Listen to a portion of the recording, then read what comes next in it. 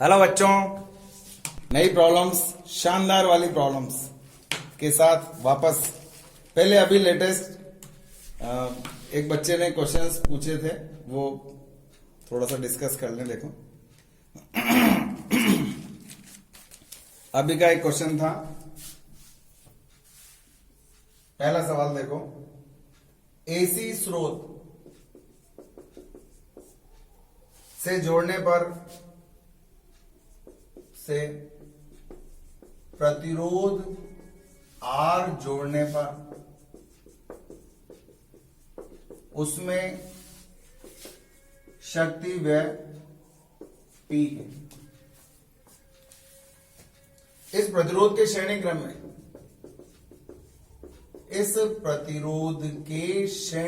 में श्रेणी क्रम में एक प्रेरक जोड़ने पर परिपथ की प्रतिबाधा Z हो जाती है। प्रतिबाधा का मान Z हो गया, तो ली गई शक्ति क्या होगी? बोर्ड पर देखो, सिंपल, वेरी सिंपल। सबसे पहले हम बात कर रहे हैं प्रतिरोध की, ये जोड़ दिया, ठीक है ना, V से। तो इसमें औसत शक्ति व्यय का सूत्र क्या था बताओ? VRMS, IRMS और cos फाई। VRMS, IRMS क्या होता है? वोल्टा बटे अवरोध। इसका अवरोध कितना है? R इंटू cos फाई क्या होता है बताओ? चूंकि इसके लिए फाई बराबर क्या होता है? 0 डिग्री, तो cos फाई बराबर क्या आएगा? 1 इंटू 1। यह आ गया VRMS स्क्वायर बाई R। ये P का मान आ गया, तो VRMS स्क्वायर का मान आ गया P into R। Equation number 1। अब आपसे कहा जा रहा है, अगर इस प्रतिरोध के श्रेणी क्रम में एक प्रेरक जोड़ दिया, ये प्रेरक जोड़ दिया भाई, तो अब इसकी जो प्रतिबाधा है वो Z होगी। वही लगा दिया जी, प्रतिबाधा का मान, इसकी प्रतिबाधा दे रखी है, प्रतिबाधा कितनी दे रखी है? Z। तो बताओ cos फाई बराबर क्या होता है? R by Z। शक्ति गुणांक का मान R बाई Z। तो औसत शक्ति व्यय LR परिपथ बन गया ना, LR परिपथ में औसत शक्ति व्यय VRMS, IRMS, cos फाई, ये होगा। सूत्र तो वही है ना यार, VRMS ऐसे कैसे लिख लो? IRMS क्या होता है? धारा बराबर वोल्टा बटे अवरोध। अवरोध कितना है इसका? परिपथ का अवरोध कितना है? Z गुणा R बाई Z आ गया। तो LR परिपथ में जो औसत शक्ति व्यय का मान आ गया VRMS square into R by Z square. अब VRMS स्क्वायर का मान नहीं दे रखा था, तो अपन को यहां से उड़ा लो। बताओ क्या आएगा? PLR बराबर, बताओ, PR into R by Z square. इसको ऐसे भी लिख सकते हैं, LR परिपथ में औसत शक्ति व्यय P into R by Z का होल स्क्वायर, ऐसे भी लिख सकते हैं। तो ये आपका अभी AIPMT 2015 का सवाल था, कैंसल्ड एग्जाम का, जो कैंसिल भी हुआ था, फिर इसके बाद दूसरा एग्जाम हुआ था। स्क्रीनशॉट ले लेना इसका, सीधा सा सवाल है, देखो ये, ठीक है। इसके बाद 3 बैक टू बैक क्वेश्चंस हैं, ये 2016 AIPMT के इनके हैं। देखो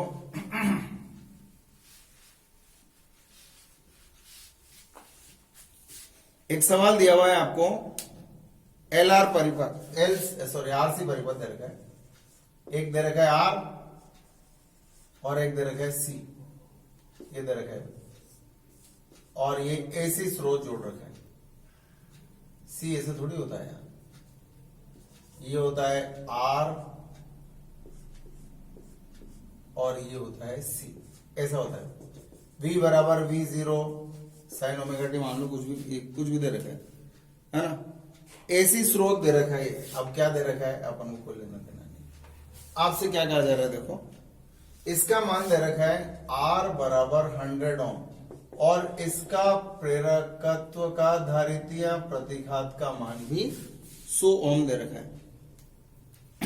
देखो क्या पूछ रहा है, जब संधारित्र 50% आवेशित हो जाता है तो परिपथ में धारा का शिखर मान, विस्थापन धारा का शिखर मान, ये आएगा अपने इलेक्ट्रोमैग्नेटिक वेव्स के अंदर आएगा। में संधारित्र में बहने वाली धारा विस्थापन धारा होती है। परिपथ में विस्थापन धारा का अधिकतम मान क्या होगा, ये आपका सवाल है। अब देखो शिखर मान जो आपसे पूछा है, वो शिखर मान इस बात पर निर्भर नहीं करता कि संधारित्र में आवेश कितना है। शिखर मान तो आपको मालूम है, शिखर मान क्या होता है, वोल्टा बटे अवरोध, उसके ऊपर डिपेंड करता है। क्योंकि शिखर मान संधारित्र पर आवेश की मात्रा पर निर्भर नहीं करता है। इसका मान कुछ भी हो, संधारित्र पर आवेश कितना भी हो, तो बताओ I0 बराबर क्या आएगा, V0 अपॉन Z। धारा बराबर वोल्टा बटे अवरोध, क्योंकि अपन को शिखर चाहिए, शिखर। अब इसके अंदर क्या कहा जा रहा है आपसे, इसके अंदर 220 वोल्ट दे रखा है, ये दे रखा है 220 वोल्ट, V बराबर 220 वोल्ट। तो देखो धारा का शिखर मान, वोल्टा का शिखर मान बटे अवरोध, ये कितना होता है याद है, V RMS इंटू Z होता है ही नहीं होता है, सॉरी √2 होता है। पढ़ाई क्या आपने, V RMS बराबर क्या होता है, V0 बाई √2। तो V0 का मान निकालना है तो V RMS इंटू √2, और Z क्या होता है मालूम है, R square plus XC square. कर दो सॉल्व। V RMS जो भी मान AC का दिया हुआ होता है वो कौन सा मान होता है, प्रभावी मान, RMS मान।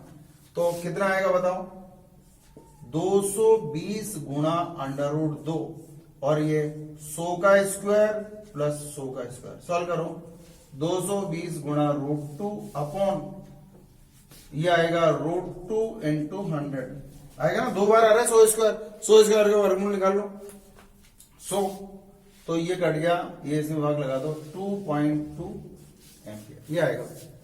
एक और क्वेश्चन देखो, ये आ गया क्वेश्चन नंबर 3। देखो 2 मिली हेनरी के प्रेरकत्व है संधारित्र, इधर देखो 18 वोल्ट का एक सेल दे रखा है और इस सेल से एक प्रतिरोध और एक प्रेरक जोड़ रखा है। L बराबर 2 मिली हेनरी और R बराबर 90 ओम दे रखा है। एक प्रतिरोध और जोड़ रखा है, ये भी R बराबर 90 ओम है, और एक प्रतिरोध और जोड़ रखा है, ये भी R बराबर 90 ओम है, और एक प्रेरक है और एक संधारित्र है, बहुत सारी चीजें हैं, ये C है, और ये भी L बराबर 2 मिली हेनरी दे रहे हैं। C के बारे में कुछ भी नहीं करे, कोई बात नहीं, अपन को जरूरत नहीं। और ये है, आपसे पूछा गया है इसके अंदर, यहां एक स्विच लगा रखा है भैया, ये स्विच लगा रखा है। स्विच S को बंद करते ही बैटरी से क्या दे रखा है, स्विच S को बंद करने के तुरंत बाद बैटरी से प्रवाहित धारा ज्ञात करें। जो ही स्विच ऑन करेंगे बैटरी से बहने वाली धारा, तो देखो चूंकि प्रेरक क्या होता है, प्रेरक में स्वप्रेरण के कारण उत्पन्न विरोधी विद्युत वाहक बल विभव धारा के बढ़ने का विरोध करता है, बढ़ने का विरोध करता है। अतः एस बंद करने के तुरंत बाद एल में धारा शून्य होगी। तो जहां भी एल जुड़ा हुआ है उसमें धारा जीरो होगी, इसमें भी धारा जीरो होगी, इसमें भी धारा जीरो होगी। अतः नया परिपथ, अब नया परिपथ बना रहा हूं, ये है इंपॉर्टेंट चीज।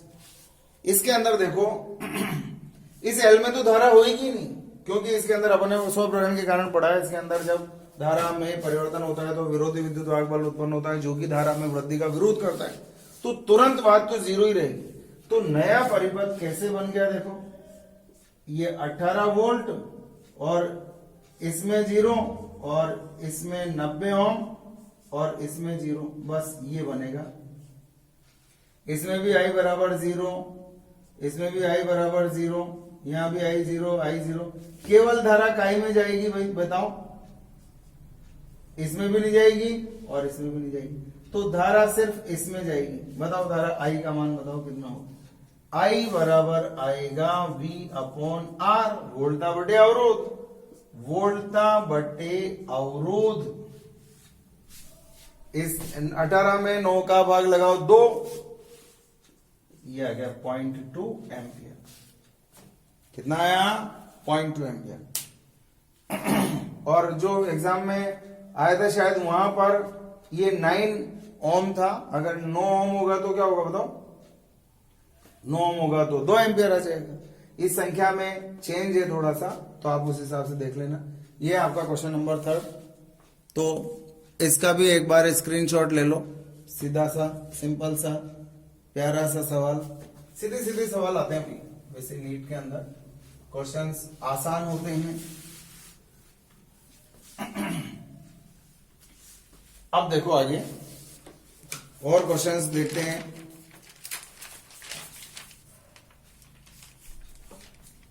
क्वेश्चन देखो, नगण्य प्रतिरोध, नगण्य प्रतिरोध, नगण्य प्रतिरोध एवं 5 मिली हेनरी प्रेरक को एसी स्रोत, जिसके अंदर लिखा हुआ है एसी स्रोत V बराबर 10 sin 100t से जोड़ा गया है, धारा का शिखर मान। देखो वापस आ गया शिखर मान, आपको मालूम है केवल काय पर निर्भर करता है, धारा बराबर वोल्टा बटे अवरोध। तो देखो ये ना, ये एक्सेल इसका अवरोध होता है और ये दे रखा है V0 sin omega t, V बराबर। तो धारा का शिखर मान बताओ क्या होता है, धारा का शिखर मान, धारा का शिखर मान I0 बराबर क्या होता है, V0 बटे अवरोध। अवरोध कितना होता है, इसका अवरोध होता है एक्सेल, सिंपल सा काम। और अवरोध बटे ओमेगा एल। देखो ओमेगा का मान दिख रहा है आपको, ओमेगा बराबर 100, टी का गुणांक ओमेगा, टी का गुणांक 100, बस आ गया। और एल का मान दे रखा है 5 मिली हेनरी, एल बराबर 5 मिली हेनरी, 5 गुणा 10⁻³ हेनरी, ये दे रखा। और V0 का मान दे रखा है, V0 बराबर 10 वोल्ट। रख दो मान 10 बटे 100 गुणा 5 गुणा 10⁻³ कर दो सॉल्व इसको, ये ऊपर जाएगा तो 10 गया 3, 10 गया 4 में से 2 गया 10 गया 2 और 0.2। अच्छा इसको इससे काट दो, कितने बार? 2 बार, ठीक है। और इसमें से गया 10 गया माइनस 1 बच गया, तो ये हो गया 20 एम्पियर। धारा का मान आ गया आपके पास 20 एम्पियर। देखो सिंपल सा सवाल था, टफ कुछ भी नहीं है, आसान सवाल बता रहा हूं। फिर आपको कुछ और अच्छे लेवल के क्वेश्चंस भी बताऊंगा बाद में, लेकिन ये छोटे छोटे क्वेश्चंस आपको कंसेप्ट को बनाने में मदद करेंगे। और फिर टेस्ट अच्छे लेवल के क्वेश्चन से होता है कि कोई कंसेप्ट मजबूत हुआ या नहीं हुआ, अच्छे लेवल के क्वेश्चन आना चाहिए। चलो इधर देखो, एक और सवाल दे रखा है 10 ओम प्रतिरोध, 5 वही शायद बुक में भी है आपके। 10 ओम प्रतिरोध एवं 0.4 हेनरी प्रेरक की कुंडली को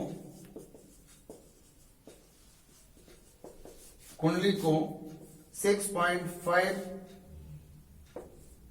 वोल्ट एवं 30/पाई हर्ट्ज आवृत्ति के एसी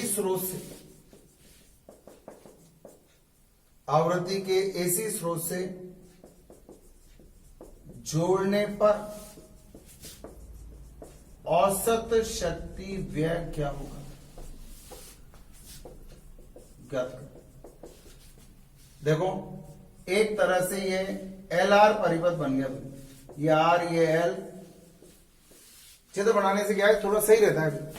इसकी आवृत्ति का मान दे रखा है 30/पाई हर्ट्ज, वोल्ट दे रखी है 6.5 वोल्ट, तो ये RMS मान है। इसका मतलब ये दे रखा है प्रतिरोध दे रखा है 10 ओम का और L दे रखा है 0.4 हेनरी दे रखा है।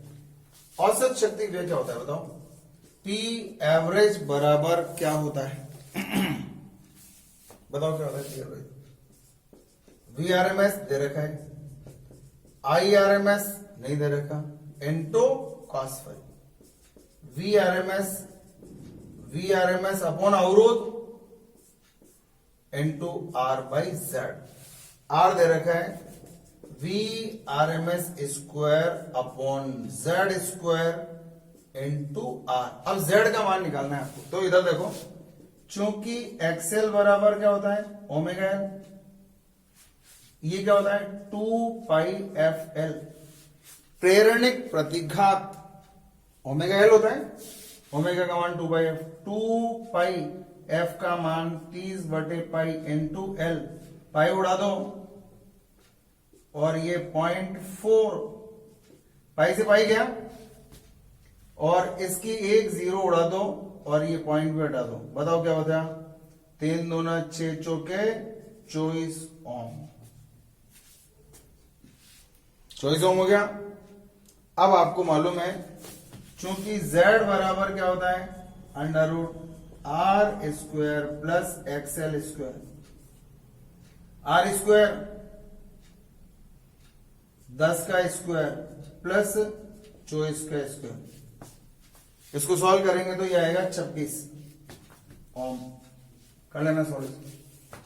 तो ये आ गया आपके पास 6.5 गुणा 6.5 VRMS स्क्वायर अपॉन 26 गुणा 26 गुणा 10।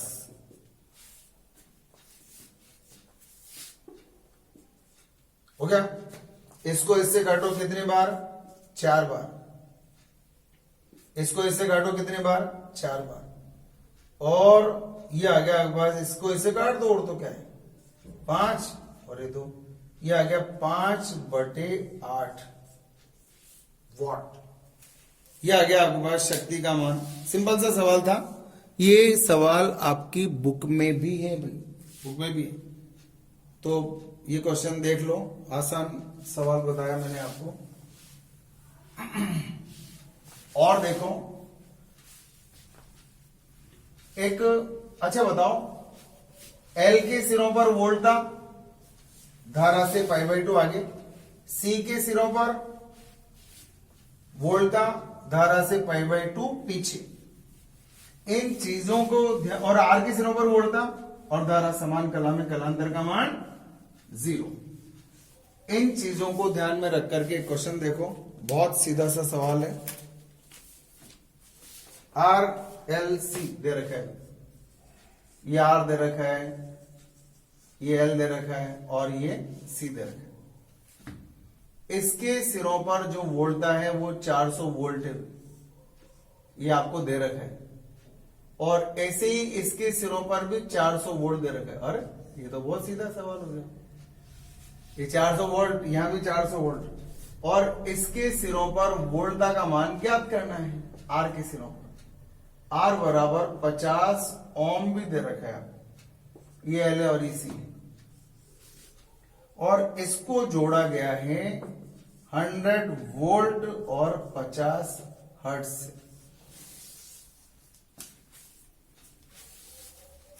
एक अमीटर और जोड़ दिया, अगर ये एसी अमीटर बोलते हैं इसको, एसी अमीटर। आपसे पूछा जा रहा है कि अमीटर और वोल्ट मीटर के पाठ्यांक क्या होंगे। इस सवाल में अमीटर एवं वोल्ट मीटर के पाठ्यांक क्या होंगे। तो आप क्या सोचेंगे इसके बारे में, देखो चित्र में क्या क्या सोच सकते हैं आप बताओ। एल और सी पर वोल्टाओं के मान समान है। देखो इधर VL बराबर VC, अतः यह अनुनाद की अवस्था है। यह अनुनाद के गुण लगेंगे अब इसके अंदर। अतः R पर वोल्टा का मान स्रोत वोल्टा के बराबर होगा। मतलब R के सिरों पर R जो वोल्टा है उसका RMS मान स्रोत वोल्टा के RMS मान के बराबर होगा और वो मान कितना दे रखा है आपको, 100 वोल्ट। तो वोल्ट मीटर का पाठ्यांक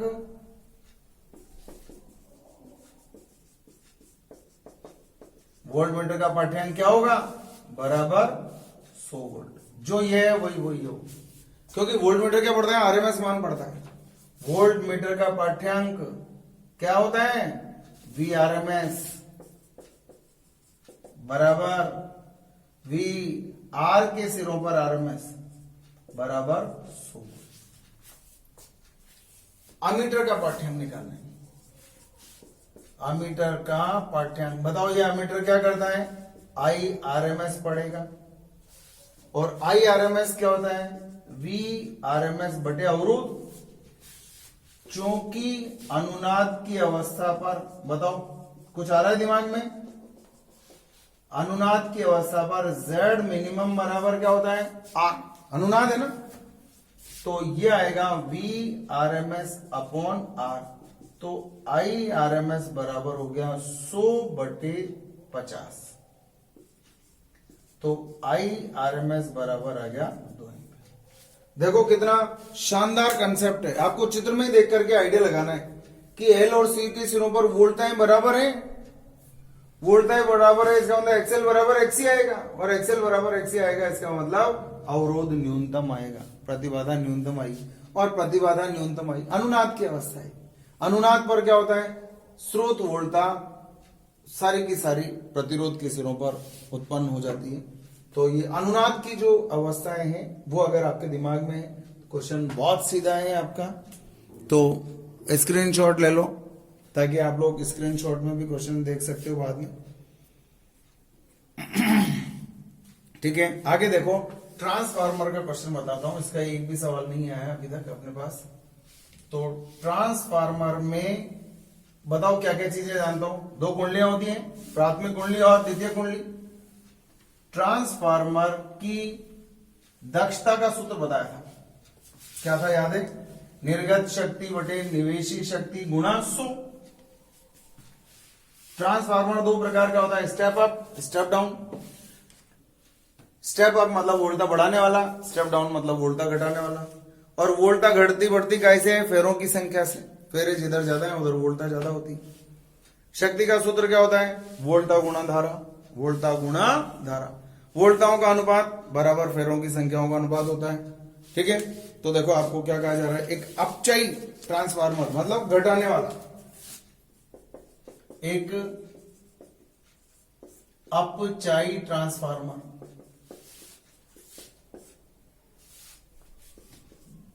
2200 वोल्ट को 220 वोल्ट में परिवर्तित कर देता है। इसकी प्राथमिक कुंडली में, इसकी प्राथमिक कुंडली में 5000 फेरे। यदि ट्रांसफार्मर की दक्षता, यदि ट्रांसफार्मर की दक्षता कितनी है? 80% है, कोई बात नहीं, 80% है, एवं निर्गत शक्ति, निर्गत शक्ति 8 किलोवाट, किलो का ध्यान रखना, 10⁻³ होता है, हो तो द्वितीय कुंडली में फेरों की संख्या, प्राथमिक कुंडली में धारा, द्वितीय कुंडली में धारा और निवेशी शक्ति ज्ञात करो। ये है भी आपको समझ। तो सबसे पहले ट्रांसफार्मर बनाते हैं। याद है, ट्रांसफार्मर में ये क्रॉड, संकेत चिन्ह बना रहा हूं, ये संकेत क्रॉड ऐसे ही बनता है ना। बताओ, यहां जो शक्ति होती है वो ये होती है, वोल्टा ये होती है, फेरों की संख्या ये होती है। इसमें शक्ति को पी आउट कहते हैं, धारा को सेकेंडरी धारा, सेकेंडरी परिपथ में धारा, और इसमें फेरों की संख्या को एन एस, और इसमें धारा को आईपी, और क्या रहेगा इसमें? वोल्टा को वीएस कहते हैं। ये ट्रांसफार्मर है। और ये कौन सा है? अपचयी ट्रांसफार्मर।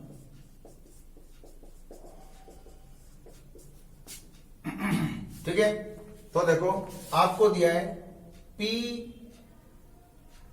निर्गत शक्ति, P आउट बराबर 8 किलोवाट का मतलब 8 गुणा 10⁻³ वॉट। ठीक है, और Vp बराबर 2200 वोल्ट, और Vs बराबर दे रखा है 220 वोल्ट, और प्राथमिक कुंडली में फेरों की संख्या 5000 दे रखी। ये चीजें आपको दी हुई। सबसे पहले क्या क्या करें? एनएस आपको मालूम है, वोल्टा प्रोपोर्शनल टू फेरों की संख्या, ये होता है। तो Vs अपॉन Vp बराबर NS अपॉन NP, दोनों वोल्टा है, फेरों की संख्या दे रखी। चलो ठीक है, NS द्वितीय कुंडली में फेरों की संख्या बराबर Vs into NP upon Vp बराबर, Vs का मतलब 220, NP का मतलब 5000, और ये 2200, 1 2 नहीं, एक ही काटो, एक इससे काट दो और बाकी का इससे काट दो। कितना आ गया? 500। फिर संख्याएं सही लिखी होंगी तो आंसर तो सही आएगा ही आएगा। फेरों की संख्या कितनी दे रखी है अभी? 500 फेरे। ठीक है, और देखो क्या निकालना है आपको? आईपी का मान निकालना है। तो सबसे पहले निवेशी शक्ति का मान निकालो, क्योंकि धारा शक्ति से जुड़ी हुई है। तो देखो, चूंकि ईटा बराबर होता है P आउट अपॉन P इन इंटू 100%, इसका मान दे रखा है 80% बराबर, और निर्गत शक्ति का मान 8 गुणा 10⁻³ बटे P निवेशी इंटू 100%। अब देखो परसेंट तो दोनों तरफ से हटा दो, एक 0 और 8 जाने दो, ये 80 गया, तो पी एन बराबर आ गया, बताओ कितना है, 10 की घात 4 वाट। 10 की घात 4 मतलब 10,000 वाट। ये आ गया आपके पास निवेशी शक्ति का मान।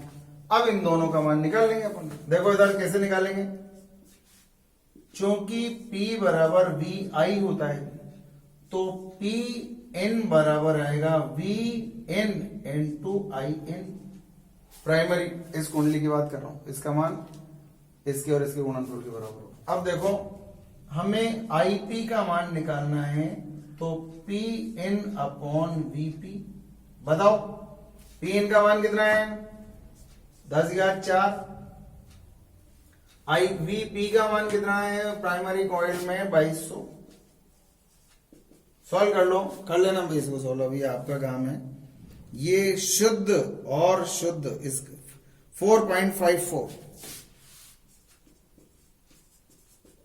एम्पियर। इसी तरह से हम P बराबर वी आई सूत्र यहां भी लगा सकते हैं। बताओ क्या आएगा, निर्गत शक्ति बराबर ये इंटू ये, तो आई एस बराबर आएगा P out upon V S. P out का मान 8 किलो वाट है भाई, 10 की घात 3, और बटे वी एस का मान 220। सॉल्व कर लेना, लगभग 36 एम्पियर। ये आपका आंसर आ जाएगा। सिंपल सा क्वेश्चन था ट्रांसफार्मर का, बहुत सिंपल। राजस्थान बोर्ड का क्वेश्चन है तो नेचुरल है, सिंपल तो आएगा ही आएगा। ठीक है, अब देखो कुछ बढ़िया सवाल, देखो अच्छे सवाल। एक बार आप लोग रिजॉइन कर लें, देखें, और अब अच्छे सवाल देखो, सुंदर सुंदर सवाल, मस्त मस्त सवाल देखते हैं।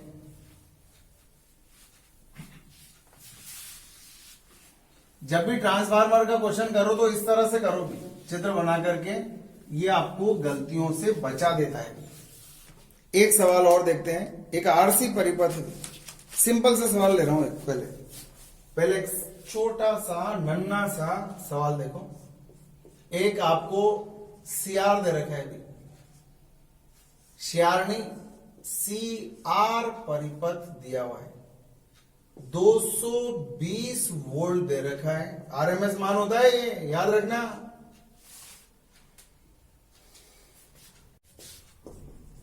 में धारा 2 एम्पियर, ये भी आरएमएस मान होता है। एवं शक्ति व्यय 100 वाट हो तो आर का मान ज्ञात करो।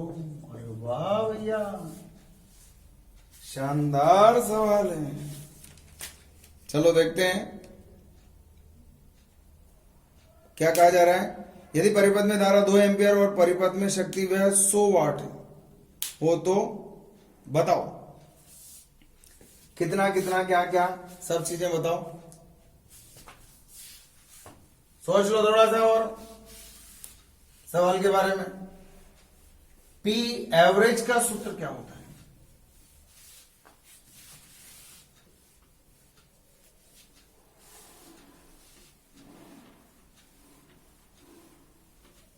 बताओ इसमें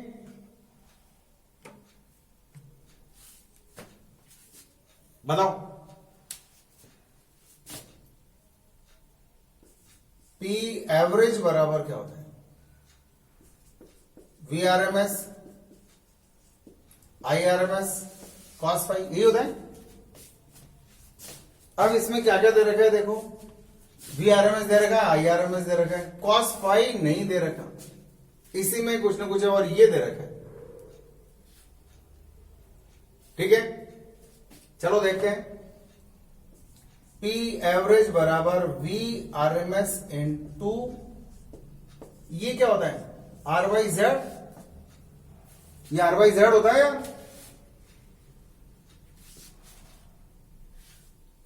ठीक है साहब, आर वाई जेड होता है तो अच्छी बात है। लेकिन ये मालूम है, ये मालूम है, ये मालूम है, ये नहीं मालूम, ये भी नहीं, दो अननोन आ गया यार इसमें। कोई बात नहीं, क्योंकि वी आर एम एस बराबर वोल्टा बराबर धारा गुणा अवरोध होता है। चलो मान रखते हैं पी एवरेज बराबर क्या आएगा, I R M S into Z into I R M S into R by Z. अरे वाह, मजा आ गया भैया।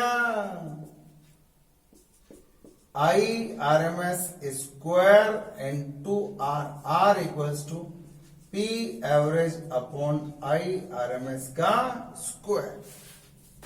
और ये तो मजा आ गया। आर बराबर क्या है बताओ, पी एवरेज 100 वाट, वोल्ट कहां से आ गया, ये उल्लू है क्या, 100 और आई आर एम एस का स्क्वायर कितना आया, 25। सिंपल तो है लेकिन थोड़ा सा ट्रिकी है, थोड़ा सा ट्रिकी, हल्का सा। हाँ, मैं आपसे कह रहा था एक बहुत अच्छे सवाल से रूबरू होते हैं, शानदार सवाल देखते हैं। ये तो सिंपल सा सवाल था भाई, इसके टिकड़म लगानी थी इसमें थोड़ी सी, जो देखते से ही पता नहीं चलता क्या करना है, वो आगे चलते हैं जब फिर पता चलता है। और देखो वापस एक आरसी सर्किट है, पूछी बड़ी अच्छी अच्छी बातें हैं।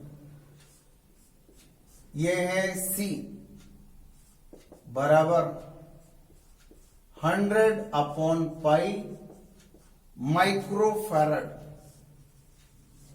And R equals to 100 Om.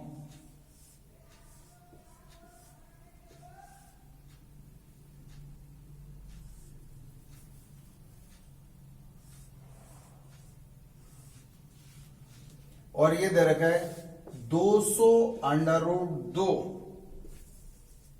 Sign 100 pi T, this is v।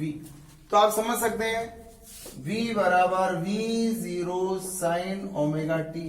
v0 का मान पता चल गया, ओमेगा का मान पता चल गया, खटाखट खटाखट पता चल गया। अब क्या पूछ रहे हैं,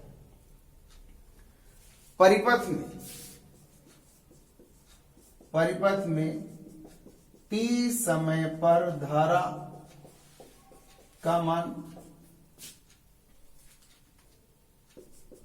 t समय पर प्रतिरोध पर वोल्टा का मान, वोल्टा, तथा t समय पर संधारित्र पर वोल्टा। बड़ा ही शानदार सवाल है के मान ज्ञात करो। बहुत गजब का सवाल है, बहुत सुंदर, इसकी खूबसूरती का ये आलम है कि ये सवाल डमरू है, डमरू घूम जाता है इंसान शानदार तरीके से। लेकिन है ट्रिकी सवाल है। ट्रिकी क्या मतलब, कंसेप्चुअल क्वेश्चन, बेसिक ज्ञान जिसको है अल्टरनेटिंग करंट का, जिसने दम लगा के पढ़ा है, जिसको ये पता है कलांतर कहां कहां कैसे कैसे, ये सब चीजें मालूम है, तो हम इसके बारे में सोच सकते हैं। अब देखो सीआर परिपथ है, तो सीआर परिपथ में जो धारा होती है, याद है आपको, सीआर परिपथ में धारा वोल्टा से आगे होती पीछे होती। एल क्या चाहता है बताओ, एल चाहता है वोल्टा को आगे और सी चाहता है वोल्टा को पीछे, आर चाहता है वोल्टा और धारा एक समान कलम है। तो यहां सी और आर है, तो हम समझ सकते हैं क्योंकि सीआर परिपथ में धारा वोल्टा से 5 आगे रहती है, अतः टी समय पर धारा, बताओ टी समय पर धारा आई बराबर क्या आएगा, I0 sign omega T plus five आएगा। ये आएगा, ये आएगा, देखो आएगा नहीं आएगा। अब इस फाइव का मान निकालो, I0 का मान निकालो, आपका आंसर आ जाएगा।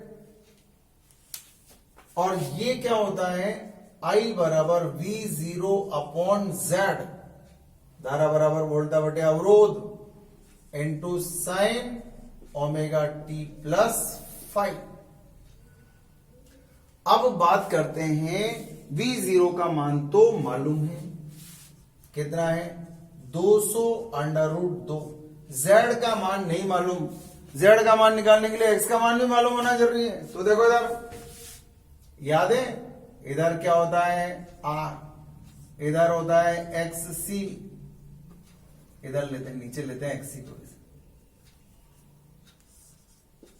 ये R, ये XC और ये फाइव जानता हूं, और ये Z बनाया था।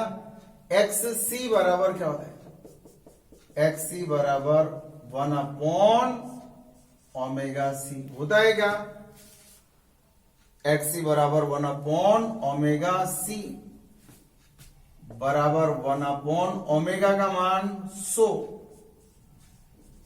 पाई और C का मान 100 बटे पाई गुणा 10 की घात -6 माइक्रोफैरड है, फैरड में बदल दे, पाई से पाई गया, 1 2 3 4, इसमें से गया 10 की घात -2, ये आ गया 100 ओम। XC का मान 100, R का मान भी 100 ओम और XC का मान भी 100 ओम। तो अब बताओ Z बराबर क्या आएगा, अतः Z बराबर 100 अंडर रूट 2 ओम आएगा भैया। देखो ना यार, Z कर्ण बराबर अंडर रूट आधार का स्क्वायर प्लस लंब का स्क्वायर, अंडर रूट के अंदर कर दो इसको, आएगा सॉल्व करना। या बताओ Z का मान निकालना, देखो कैसे निकालेंगे। Z बराबर under root R square plus XL square under root 100 square plus 100 square, solve अब तो सॉल्व कर लोगे, 100 अंडर रूट 2 ओम। अच्छा यहां देखो tan फाइव, tan फाइव बराबर क्या होता है, XC बाई R होता है। XC कितना है 100 बटे 100, कितना आ गया 1, और ये तो tan 45 का मान होता है, tan फाइव बराबर, तो फाइव का मान आ गया 45 डिग्री, ये आ गया। तो आपका आंसर आ गया, देखो V0 अपॉन Z, Z का मान 100 under root 2 into sine omega T की जगह 100 पाई टी प्लस 45 डिग्री। क्या आया, रूट 2 से रूट 2 कट गया, ऐसे कट गया, 2 sine 100 pi T plus 45 degree, ये आ गया भैया धारा का मान। शानदार सवाल है, सब कुछ पूछ लिया उसने, कुछ भी नहीं जोड़ा उसने, सब पूछ लिया भाई। हर चीज इसके अंदर आपको मालूम होना चाहिए, तब ये सवाल बनता है। अच्छा अभी तो और एक और देखो, दो चीजें और अभी तो क्या था इसके अंदर, देखो टी समय पर प्रतिरोध पर वोल्टा, VR का मान निकालना है आपको। टी समय पर R पर वोल्टा निकालनी है आपको। ये कैसे निकालेंगे, बहुत सीधा काम है, हमें मालूम है यार।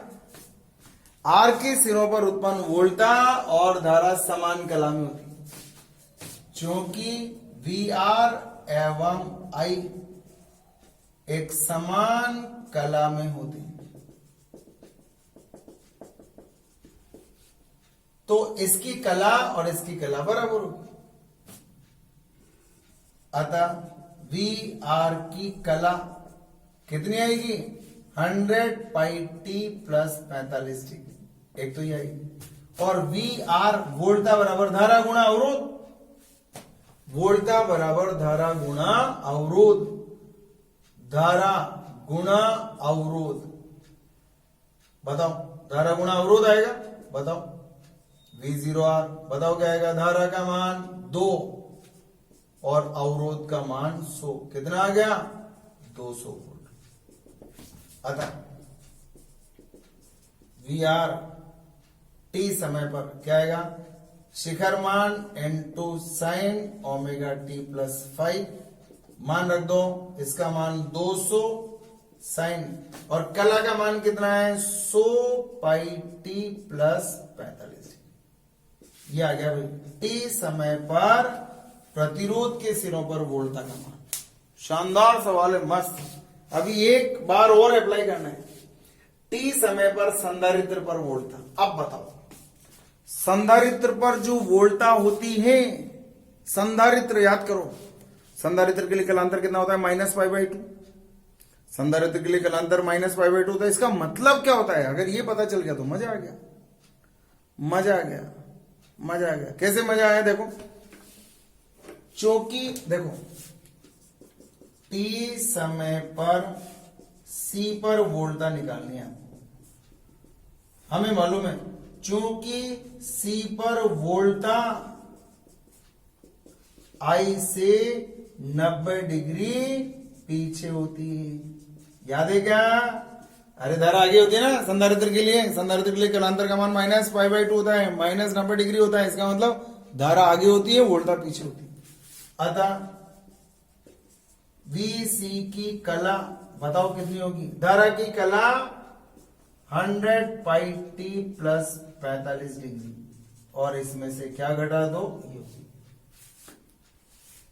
तथा V0C बराबर I0 इंटू XC, I0 का मान 2 और XC का मान 100, कितना आ गया 200।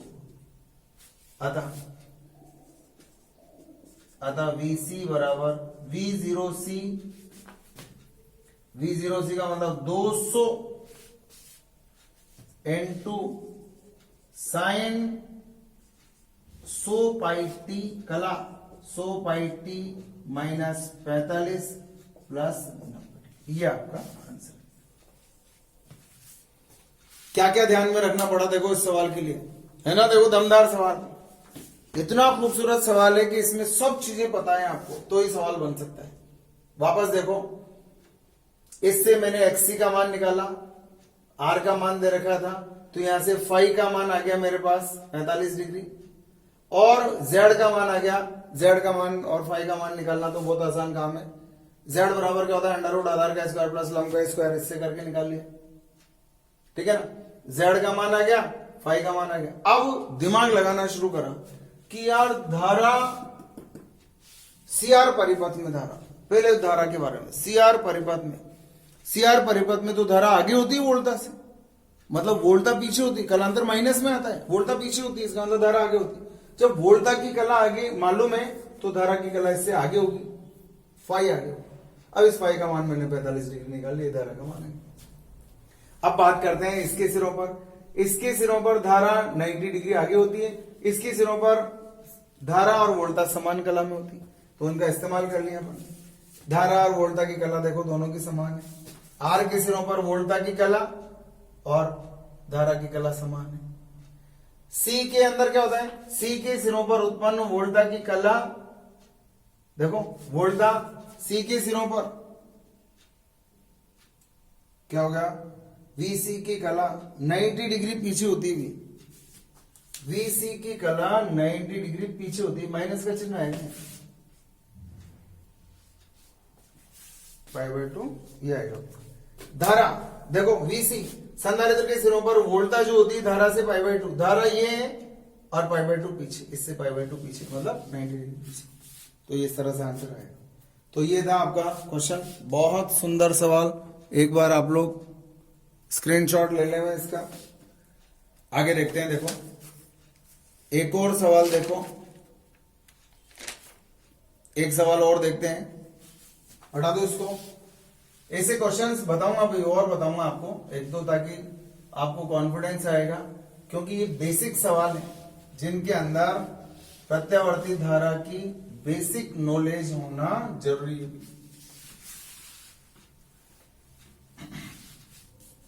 एक सवाल दे रखा है आपको,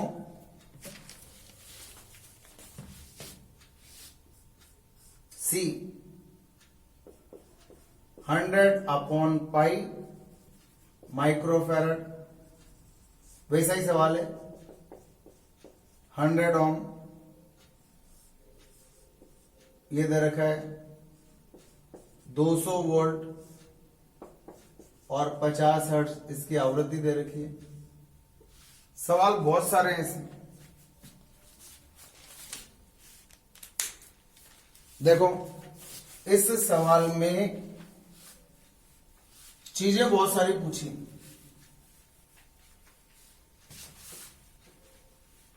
सवाल देख लो अच्छे से, क्या क्या निकाल सकते हो बताओ। एक्सएल निकाल सकते, एक्सी निकाल सकते हो, इसका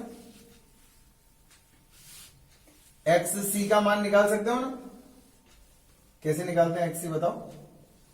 एक्सी बराबर 1/ओमेगा सी, ओमेगा का मान यहां से निकाल लूंगा, सी का मान दे रखा है। तो इस सवाल में आपसे पूछा जा रहा है, देखो क्या क्या पूछा जा रहा है। जेड फाई कॉस फाई मतलब शक्ति गुणांक, I R M S, I zero, V R M S, V zero R, V C R M S, V zero C, total power, प्रतिरोध में शक्ति और संधारित्र में शक्ति। इतने सारे मान ज्ञात करने हैं आपको इसके अंदर। बेसिक सवाल है और इस सवाल से आपको आइडिया रहेगा कि सोचो थोड़ा सा। मैं टाइम देख लेता हूं इसके अंदर, सोच लो, देखें क्या आता है। और देखो इस सवाल के अंदर आपको, चलो देखते हैं। सबसे पहले जेड निकालना है, तो पहले एक्सएल निकाल लें, एक्सी सॉरी। तो देखो चूंकि एक्स सी बराबर क्या होता है 1/ओमेगा सी होता है। ये आपका क्वेश्चन ये 1 2 3 4 5 6 7 8 9 10 11 12 चीजें निकालनी। 1/ओमेगा सी, 1/ओमेगा होता है 2πf इंटू सी। 1/2π इंटू एफ होता है 50 दे रखा है आपको, और सी दे रखा है 100/पाई। अच्छा देखो तो माइक्रोफैरड दे रखा है यार, -6 से गुणा करके। अच्छा देखो 50 गुणा 2 कितना हो गया 100, 10 गया 4, 10 गया 6, ऊपर गया 100, ये आ गया 100। तो सबसे पहली कैलकुलेशन करते हैं हम इसके अंदर प्रतिबाधा। प्रतिबाधा Z बराबर √XC² और R²। देखो 100² प्लस 100², ये तो आ गया आपके पास 100√2 ओम। कर लोगे ना। तो फाई क्या होता है, फाई का मान निकालने के हमारे पास और भी तरीके हैं, बहुत सारे तरीके हैं।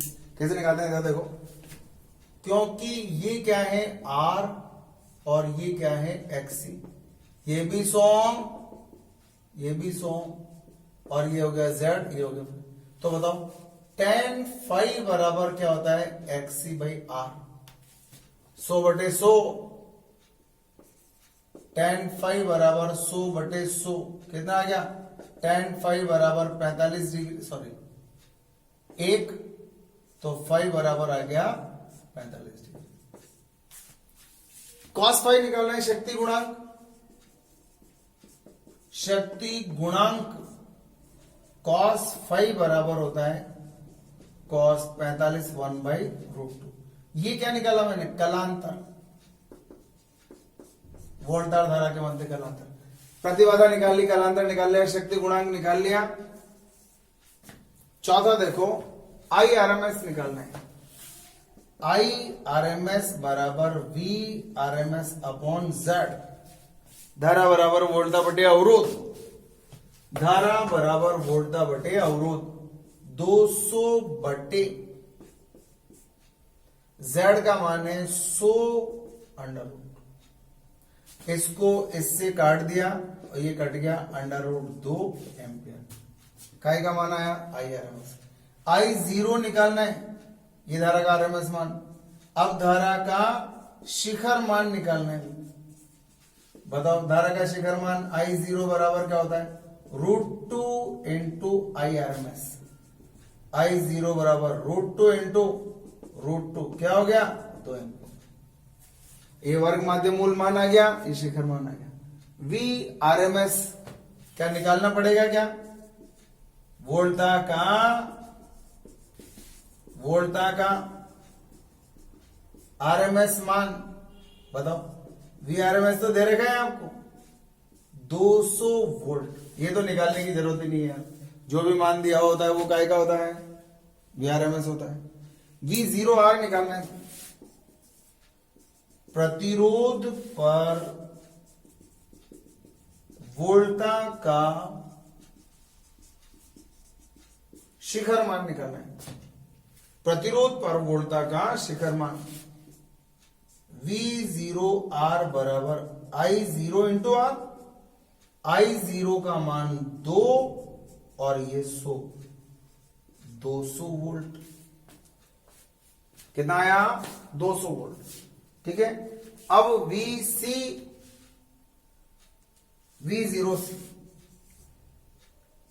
पर वोल्टा का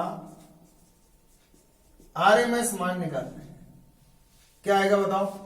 VC RMS बराबर IRMS इंटू XC। IRMS कितना है √2 और XC का मान XC मतलब ये 100, तो ये आ गया आपके पास √2 इंटू 100 और वोल्ट, ये हो गया आपके पास। XC का मान ये लिख देता हूं 100। नवा आपसे पूछा जा रहा है C पर वोल्टा का शिखर मान निकालो साहब। वोल्टा का शिखर मान निकालना है तो I0 इंटू XC 2 गुणा 100, ये आ गया 200 वोल्ट। अब देखो P बार निकालना है, पूरे परिपथ में औसत शक्ति व्यय का मान निकालना है, बताओ। P बार बराबर VRMS IRMS cos फाई, बताओ। IRMS का मान निकाला था ये रहा √2, चलो ठीक है। इसका मान दे रखा है 200 गुणा √2 गुणा cos 45, जानते हो ना cos 45 1/√2, तो इससे ये कट गया, इससे कट गया, कितना आ गया 200 वॉट।